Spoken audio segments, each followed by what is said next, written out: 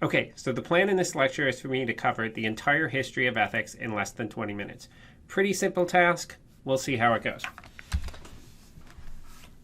The beginnings of ethical thinking that we can trace seem to go back to religious theories, religious beliefs in very many different cultures throughout the world. At very different times, very different types of practices that these religions would have. But we can begin with a whole set of different polytheisms and indigenous beliefs, indigenous cultures, some of which still survive in something like their original form today.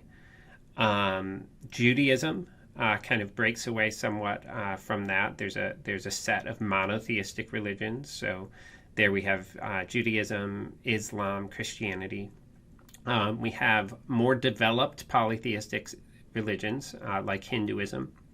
And we have religions that don't so much trace themselves to a god, but that talk about human values and talk about some sort of notion of transcendence. That would be something like Buddhism and to a certain degree Confucianism. So in all these religions, we have concern with how people act.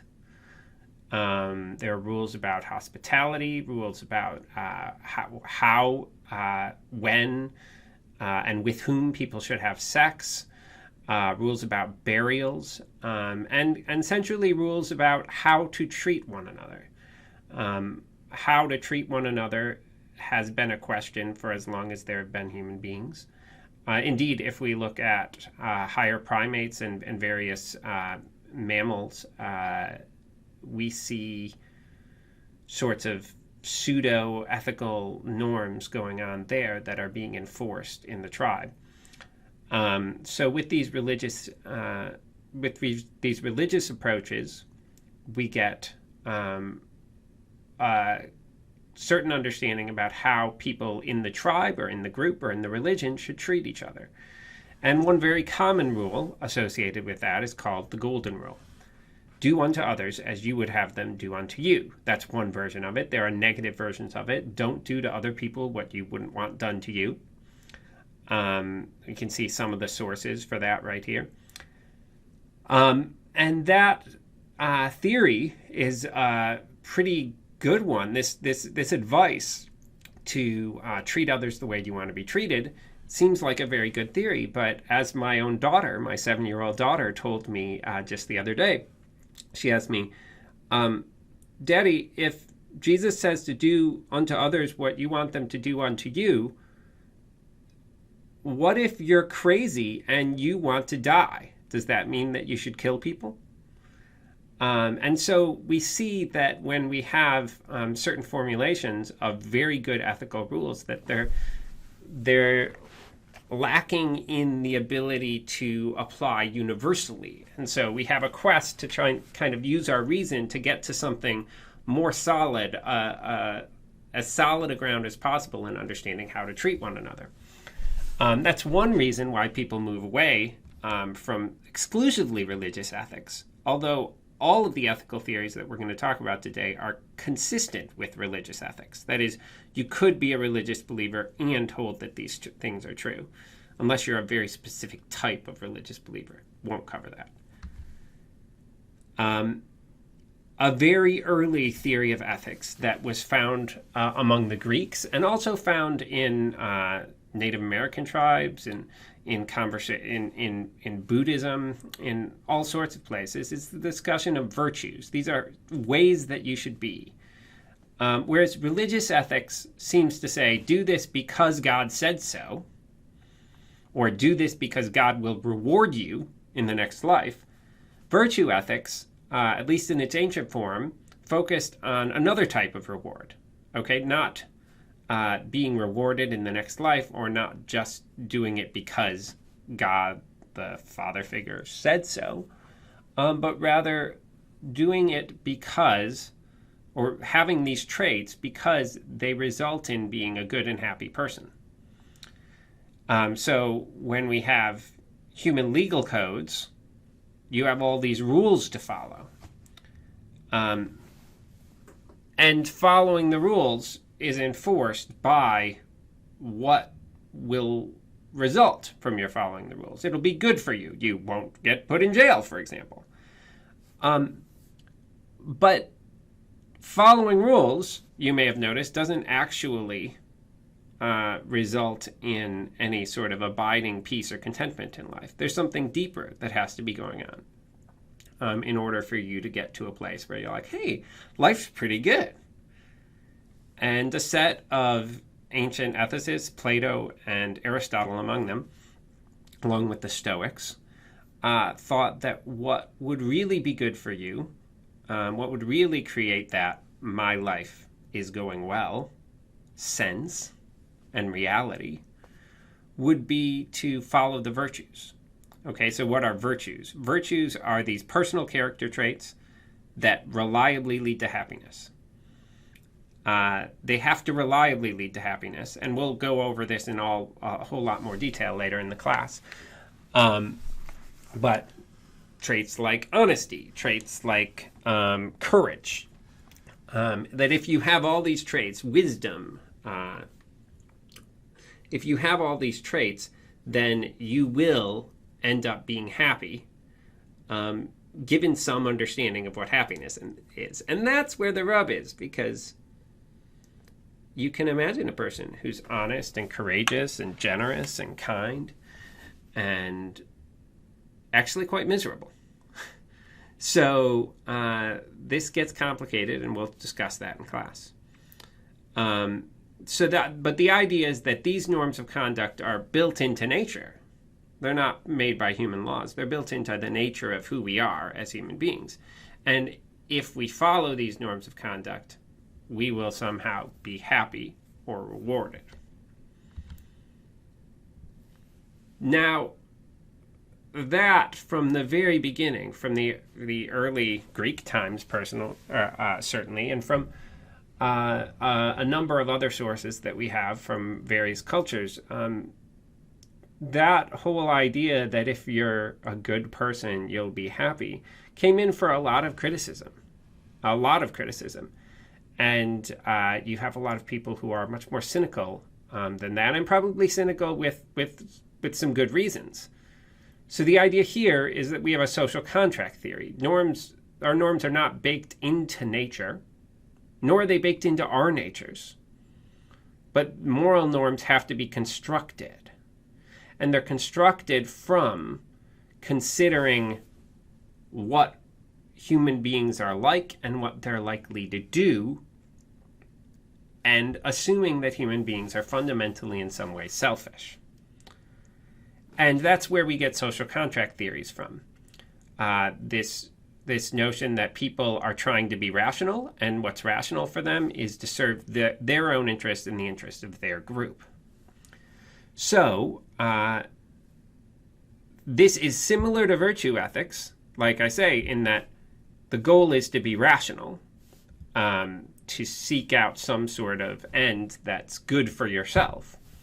Those are going to be, in the ancient version of virtue ethics, that it shows up that way. Modern version is different.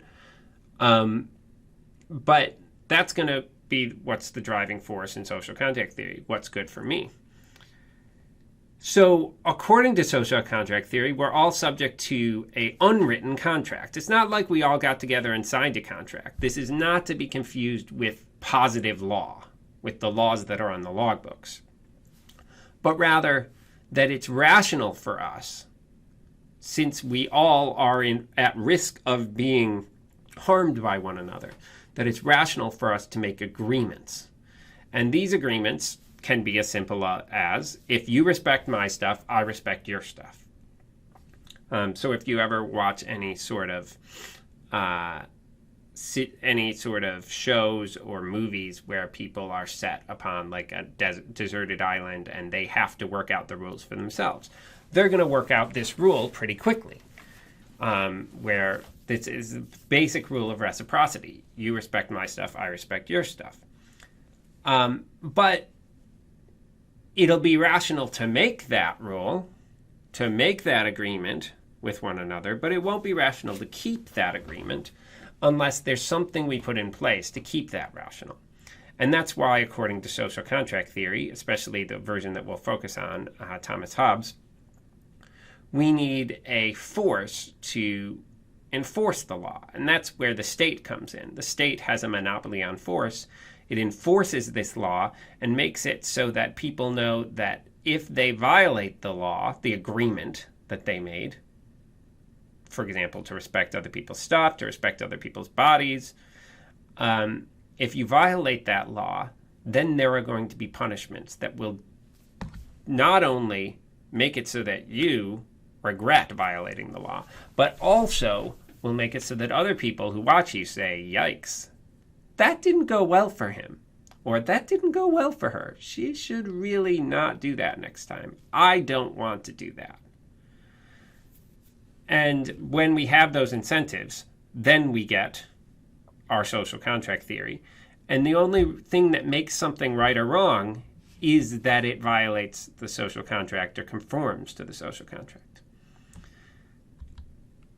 Now, if we move forward a little bit in history, and there are forerunners of this in the ancient world, for example, a man named Epicurus, but as we move forward in history, we're going to find a theory developing in the late 18th and 19th centuries, which is called utilitarianism. You've probably heard of utilitarianism. It's probably the most popular theory out there currently, and it's pretty simple. It quantifies what's good and says more is more. Get as much good as possible. But what it does here is different from what you might think. It doesn't say get as much good for yourself as possible. Rather, the idea motivating utilitarianism is that ethics shouldn't just be about my happiness, which is kind of what it seems like under a virtue ethical theory or under a social contract theory.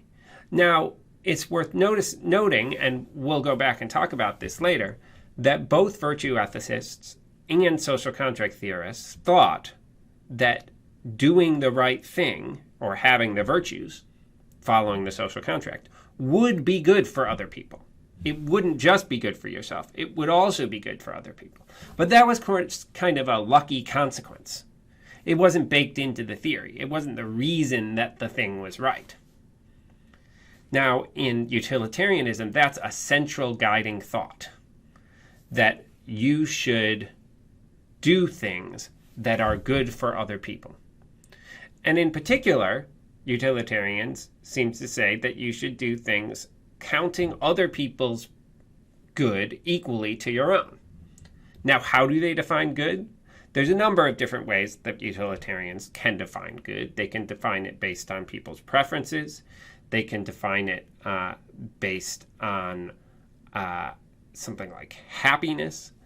But you're generally going to see something like pleasure or happiness as the good thing, and pain or unhappiness as the bad thing.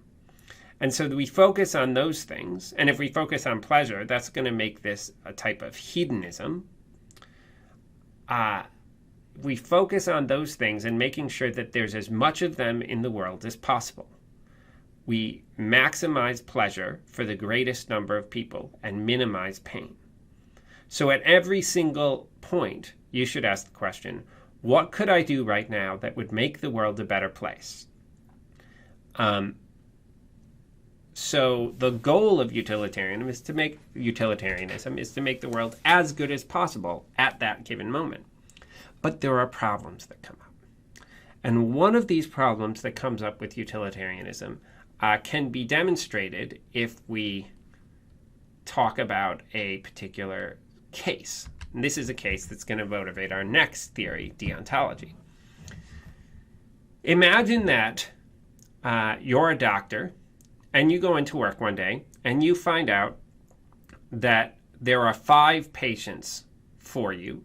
Say you're in the emergency room. There's 5 patients who are dying at the point of death, and they all need urgent transplants of different organs in the body. 5 different organs in the body that they need transplants of. There are no transplants available, these people are going to die if they don't get the transplants. However, they're reasonably young and otherwise healthy, and they should live happy lives if they get the transplants. Now, a healthy young woman walks in. Let's call her Sally. Sally walks in, and Sally has the sniffles. And she goes to the emergency room, and she says, "Oh, doctor, I have the sniffles. Am I going to be okay?" You just happen to notice in the test that you run that Sally is the same blood type as all of the people who need transplants. Now, since you're a particularly devilish doctor, you think, could I kill Sally and distribute her organs between these 5 people? Now, if the story that I just told you strikes you as totally insane, you're pretty normal. We tend to think that killing Sally and distributing her organs is outrageously bad. But if you're utilitarian, it seems like the thing that you should do. It would plausibly lead to the greatest amount of pleasure and the least amount of pain for the greatest number of people. It would make 5 people live and only 1 person die, as opposed to 5 people dying and 1 person living. Now, perhaps you have a big problem with overpopulation on the earth, but even so, it does seem like 5 people living is better than 1 person. However, killing Sally seems deeply, deeply wrong, no matter how you slice it. And if you have that intuition, you just might want to be a deontologist. According to deontology, our ethical obligations proceed from the recognition of the dignity of other people, and that dignity is inviolable. You cannot say, "Oh, it's okay for me to kill this person or lie to this person because really good consequences will come from it." Deontologists won't let that happen. They say, no, you need to respect the person's dignity in themselves, which means that you can't do anything that stands in the way of them being able to make choices about their lives. You could ask Sally, I suppose, "Are you willing to sacrifice your life for these 5 people?" And she would say, "Hell no, what's wrong with you? I'm never coming back to this hospital." But that would be permissible, according to deontology. Because deontology, it would be permissible to ask the question. Because according to deontology, people are autonomous agents capable of choosing how to live their lives. Now, when we interfere with that autonomy, we act wrongly. We do the wrong thing when we say, "Nope, I'm going to decide this for you." We treat them like a child or like an animal. Whereas what we should do with other human beings, with other autonomous beings, even Kant thinks if there are aliens, what we should do is consult what their will is. Because what sets people apart from anything else in the natural world is that we're capable of making decisions. We're capable of making decisions. So that's a little bit about deontology. We'll also see, in passing at least, that there are a number of feminist critiques that have come up in the 20th century, 20th and 21st century. And these can interestingly problematize some of the things that we've been saying so far. Traditional ethical theories don't seem prepared to handle the specialness of some relationships. For example, your family, your children, it seems okay to treat those people in a special way. But utilitarianism would say that it isn't. So how can we square that? Well, feminists are often, not always, going to say that we're justified in caring more for the people who are closer to us. Some utilitarians will say that too, as we'll see. Traditional theories place too little emphasis on emotion. That's another critique that we'll look at and talk about. And traditional ways of living out the moral and political systems that have been established over thousands and thousands of years, these systems systematically disadvantage women and minorities. This is a feminist critique. So the idea is that there's a bunch of men who developed these theories over time about this ideal world that they could create. And there are modern theorists who say, no, there's no ideal world. We have the world that we have. And in this world, there's a history of oppression. There's a history of certain groups of people being treated badly. So we can't try and just lay on, like a blueprint, the ideal world on the current world. We need to address systemic injustices from the past and look at that. So this has been a roller coaster ride through the history of ethics, and I haven't gotten it under 20 minutes. I feel awful now. I've taken up an extra 1 or 2 minutes of your time. Please forgive me. You can use the ethical theories that we've discussed here to consider whether you will forgive me. Peace out.